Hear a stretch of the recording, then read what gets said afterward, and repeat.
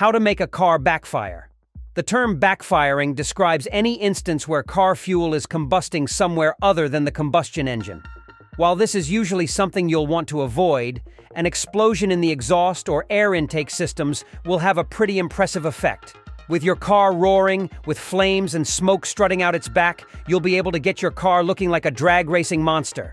Keep in mind that backfiring a car can be very dangerous, so it's generally inadvisable unless you really know what you're doing. Welcome to our YouTube channel, Auto V-Fix. We bring you exciting topics about automobiles and provide clear explanations of car-related issues and essential components. We share helpful and professional tips to help you maintain your vehicle. Keep watching to learn how to make a car backfire.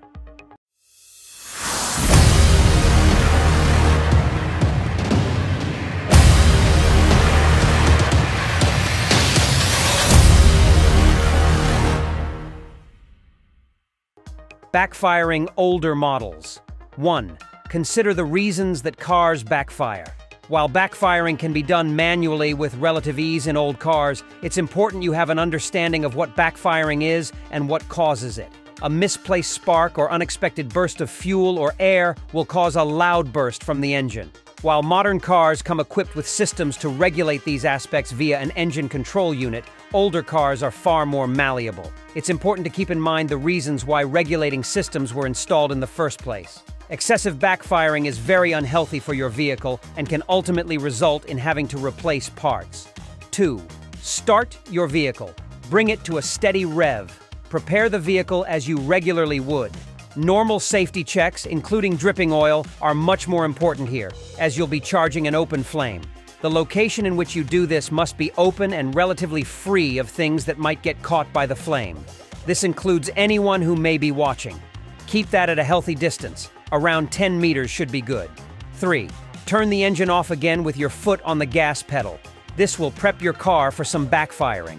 Ideally, you don't want to start moving fast while you're turning on the engine, so keep the pressure light. 4. Wait a few seconds, then restart the car. Keep your foot on the gas pedal as it starts up. Once it's up, press the accelerator down as hard as you can. This should cause the car to backfire. Backfiring modern cars. 1. Be aware that your car may already backfired.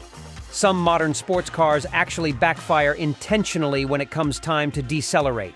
This is mostly done to add to the car's presence and bravado. Considering it is much more difficult to properly backfire a more recent model, you might want to exploit the existing opportunities. Try decelerating after hitting a decent speed and see if you can hear it. Better still, get a friend to watch the exhaust as you drive and decelerate. 2.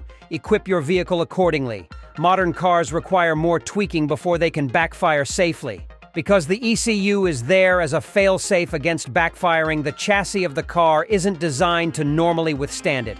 A sturdier exhaust port will minimize damage to the car's body. 3. Install a new ECU input. Depending on the model of car, there should be a port. With a flash tune kit hooked up to your car, you'll be able to modify the ECU software directly. Changing the ECU software will change the times and rates at which fuel is injected. Unfortunately, ECU modding hardware and software are fairly expensive and might put you back over $1,000. Keep in mind that ECU mods are often specific to certain models, so you might have to do some searching before you find one that suits yours. 4. Access and change the injection rates in the ECU.